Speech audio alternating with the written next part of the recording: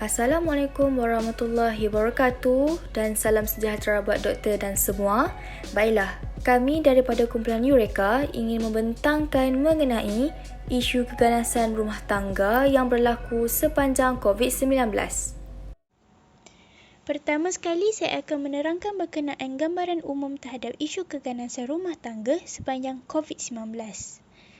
Terdapat peningkatan isu sebanyak 57% semenjak 16 Mac 2020 iaitu apabila Perintah Kawalan Pergerakan mula dilaksanakan di Malaysia. Pertubuhan Pertolongan Wanita ataupun WAO menerima peningkatan 14% panggilan dan aduan menerusi aplikasi WhatsApp sepanjang PKP. Antara kemungkinan peningkatan ini berlaku adalah disebabkan oleh yang pertama, berhadapan dengan orang yang sama sepanjang PKP. Yang kedua, diberhentikan kerja. Yang ketiga, masalah kewangan. Yang keempat, kos sara hidup yang tinggi. Dan yang kelima, tiada kebebasan keluar rumah. Seterusnya, negeri Selangor merekodkan sebanyak 90 kes sepanjang PKP. Dr. Siti Mariah mengingatkan wanita-wanita berkenaan berhak melindungi diri dan boleh menghubungi talian e-kasih bagi mendapatkan bantuan. Namun begitu, di Selangor bukan sahaja wanita menjadi mangsa keganasan, malah lelaki turut menjadi mangsa keganasan rumah tangga. Kini mangsa keganasan rumah tangga tidak lagi mengira jantina. Seterusnya, saya akan menerangkan berkenaan faktor-faktor berlakunya isu ini. Faktor yang pertama ialah masalah kewangan. PKP yang dilaksanakan mungkin boleh melemahkan pengurusan sumber kewangan dalam sebuah keluarga. Hal ini kerana pergerakan untuk bekerja dan mencari kewangan menjadi terhad. Dan ianya mampu memberi tekanan dan bebanan kepada suami. Dan akhirnya, ianya mampu menimbulkan tindakan luar kawalan dan berlakunya keganasan rumah tangga. Faktor yang seterusnya adalah penagihan dadah oleh pemangsa. Kekurangan bekalan dadah mendorong pemangsa untuk hilang pertimbangan. Hal ini kerana PKP menyebabkan pemangsa sukar mendapatkan bekalan dadah. Pemangsa juga akan mengalami perubahan sikap dan menjadi lebih agresif apabila berlaku ketagihan yang berlebihan. Faktor yang seterusnya ialah berpunca dari mangsa sendiri. Mangsa terpaksa bergantung harap kepada pemangsa kerana semasa PKP, mereka kehilangan punca pendapatan. Oleh itu, mangsa tidak mempunyai pilihan lain selain bertahan dan tinggal bersama pemangsa. Hal ini menyebabkan mangsa sukar untuk melarikan diri dan mendapatkan bantuan sekeliling. Seterusnya, persekitaran rumah yang tidak kondusif. Rumah yang sempit dan serba kekurangan menyebabkan penghuni rumah mudah berasa lemas dan tidak selesa. Ianya juga dapat menimbulkan rasa malu dengan rakan sekerja semasa perlu bekerja dari rumah. Perkara ini menyebabkan penghuni rumah berasa tertekan dan hilang pertimbangan. Persekitaran yang tidak kondusif juga mampu mengganggu ruang privasi si isteri atau si suami dan menjurus kepada perebutan ruang rumah. Seterusnya, saya akan beralih kepada kesan yang berlaku disebabkan oleh isu ini. Kesan yang paling ketara adalah kesan kepada mangsa keganasan. Pertama sekali, mangsa mampu menghadapi masalah mental seperti depresi, kebimbangan melampau ataupun trauma apabila sering didera dan ditakutkan oleh pemangsa. Kecederaan fizikal seperti pendarahan, kerosakan organ dalaman serta keguguran juga boleh berlaku apabila pemangsa menggunakan keganasan fizikal untuk menyakiti mangsa. Yang lebih membimbangkan ialah keganasan rumah tangga ini mampu menyebabkan kematian disebabkan oleh beberapa perkara. Antaranya mangsa membunuh diri disebabkan tekanan atau pemangsa hilang pertimbangan dan mencederakan fizikal mangsa sehingga boleh membawa maut. Ahli keluarga juga akan turut terkesan apabila isu ini berlaku di dalam rumah.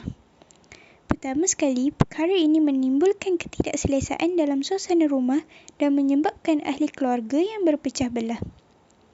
Seterusnya, keganasan yang menjadi saksi kepada anak-anak mampu mempengaruhi mental dan tingkah laku mereka dalam jangka masa yang panjang. Seterusnya, anak-anak juga berpotensi untuk dijadikan mangsa dera apabila pemangsa hilang pertimbangan. Selain itu, masyarakat juga akan terkesan apabila isu ini berlaku dalam kalangan masyarakat setempat. Pertama, hilang keharmonian antara jiran tetangga kerana pertelingkahan yang kuat dan bising di antara mangsa dan pemangsa dapat didengari dan mengganggu keamanan jiran. Isu ini juga boleh melibatkan kes polis dan hal ini menyebabkan masyarakat setempat berasa terancam dan tidak selamat.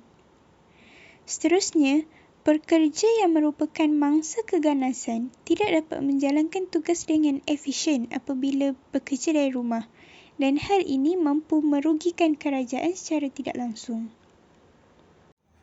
Antara cadangan yang boleh digunakan untuk mengatasi isu keganasan rumah tangga adalah yang pertama, melalui domestic violence strategy. Di mana melalui domestic violence strategy ini, kerajaan menyediakan perkhidmatan khidmat nasihat kewangan kepada mangsa yang terkesan dengan perintah kawalan pergerakan. Khidmat nasihat kewangan ini diharapkan dapat membantu mangsa untuk menguruskan kewangan dengan baik. Bukan itu sahaja, pihak kerajaan juga boleh menubuhkan ataupun menyediakan talian khas. Talian khas ini pula berfungsi untuk melayan dan memberi nasihat kepada pemanggil, memberi info dan juga segala tindakan yang perlu diambil untuk mengurus kewangan dengan baik. Seterusnya, pihak kerajaan juga boleh berkolaborasi dengan Kementerian Pembangunan Keusahawanan dan Koperasi untuk memberikan peruntukan kecil kepada mereka yang memerlukan. Yang mana peruntukan kecil ini merupakan salah satu inisiatif untuk mereka memulakan perniagaan kecil. Dan seterusnya dapat membantu mereka untuk mengatasi masalah kewangan yang berlaku. Cadangan yang kedua untuk mengatasi isu ini adalah melalui penyediaan khidmat kaunseling kepada mangsa yang terlibat dengan penggunaan dadah. Perkhidmatan kaunseling ini terbahagi kepada dua tahap, iaitu tahap pertama untuk golongan yang baru berjinak-jinak dengan pengambilan dadah. Tahap pertama ini akan dikendalikan oleh pakar kaunseling yang bertauliah dan individu yang terlibat akan dimasukkan ke dalam sesi terapi dan juga sesi kaunseling, yang mana sesi tersebut diharapkan dapat memberi kesedaran kepada mereka supaya sedar akan kesalahan mereka. Seterusnya, pada tahap yang kedua, yang mana melibatkan golongan yang lebih serius. Pada tahap yang kedua ini, golongan ini akan dibantu dengan perkhidmatan rawatan terapi di pusat pemulihan. Mereka ini akan ditempatkan di satu ruangan khas mengikut keadaan masing-masing. Dan mereka juga akan dibantu oleh pakar kaunseling yang bertauliah. Seterusnya, isi rumah pelaku pula akan dibawa ke rumah perlindungan sementara semasa menunggu terapi ataupun rawatan tersebut dijalankan. Cadangan yang seterusnya adalah melalui memperkenalkan kod rahsia di telefon bimbit. Menteri Pembangunan Wanita, Keluarga dan Masyarakat KPWKM boleh mencipta satu kod rahsia, yang mana kod rahsia ini adalah satu talian yang dihubungkan secara terus oleh mangsa keganasan rumah tangga. Kebanyakan mangsa tidak mampu untuk melarikan diri daripada pemangsa. Dengan memperkenalkan kod rahsia ini, mangsa hanya perlu menekan 3 digit di telefon pintar mereka. Lalu, pihak berwajib yang menguruskan mangsa akan terus mengesan kedudukan dan lokasi mangsa tersebut. Apabila kedudukan dan lokasi mangsa berjaya dikesan, maka mangsa akan diselamatkan oleh pihak berwajib. Cadangan yang terakhir melalui domestic violence strategy adalah dengan mengadakan perbincangan bersama pasangan. Yang mana pada perbincangan ini, suami selaku ketua keluarga perlulah berbincang dari hati ke hati bersama dengan isteri. Dan perbincangan ini perlulah dilakukan untuk mencapai kata sepakat bersama. Misalnya dalam situasi ini apabila melibatkan berkenaan ruang privasi gerak kerja. Jadi apabila kata sepakat telah dicapai, kita dapat mengelakkan berlakunya pergaduhan antara suami isteri. Cadangan penambahbaikan talian kasih. Jadi di sini disertakan 3 cadangan penambahbaikan untuk talian kasih. Iaitu yang pertama dilengkapi dengan Global Positioning System iaitu GPS. Yang mana GPS ini akan berfungsi untuk memudahkan pihak berwajib untuk mengesan lokasi keganasan rumah tangga yang berlaku apabila aduan diterima melalui talian ini ataupun melalui sistem WhatsApp yang telah disediakan. Penambahbaikan yang kedua adalah apabila disertakan bersama dalam talian ini beberapa maklumat. Contohnya definisi keganasan rumah tangga, strategi untuk menyelamatkan diri daripada keganasan tersebut, kaedah meminta bantuan dan sebagainya.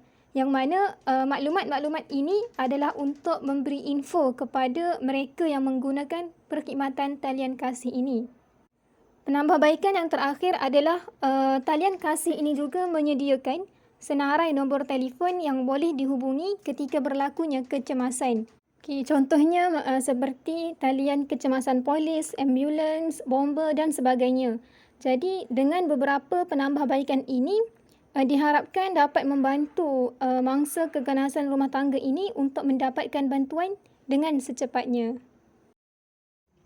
Sebagai kesimpulannya, isu keganasan rumah tangga adalah satu jenayah yang serius yang mana boleh mendatangkan pelbagai impak negatif bukan hanya kepada mangsa dan pemangsa tapi juga kepada anak-anak, jiran tetangga, masyarakat dan juga pihak berkepentingan. Dan sekiranya isu ini kita biarkan berterusan, maka tidak mustahil institusi kekeluargaan akan rosak yang mana mengakibatkan masa depan anak-anak hancur. Dan yang lebih teruk lagi adalah apabila negara kita kehilangan pelapis yang berpotensi untuk memimpin negara pada masa akan datang. Jadi dengan ini jelaslah bahawa semua pihak sebenarnya perlu memainkan peranan untuk membendung isu keganasan rumah tangga ini daripada terus merebak dan terus merosakkan masyarakat kita. Dan apabila semua pihak memainkan peranan masing-masing, maka keharmonian dalam kehidupan bermasyarakat akan terus subur tanpa kita perlu risau pada penderaan emosi, spiritual, fizikal maupun mental seseorang. Sekian sahaja daripada kumpulan kami. Terima kasih.